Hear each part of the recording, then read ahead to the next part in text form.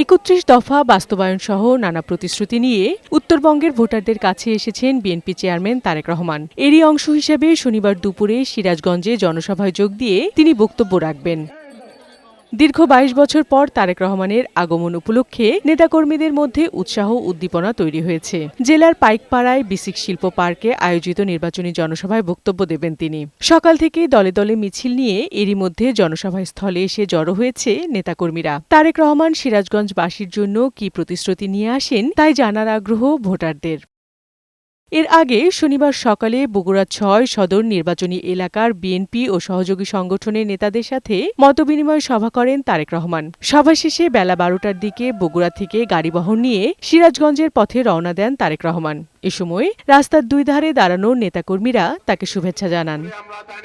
সিরাজগঞ্জে জনসভা শেষে বিকেলে টাঙ্গাইলে জনসভায় যোগ দেবার কথা রয়েছে তারেক রহমানের।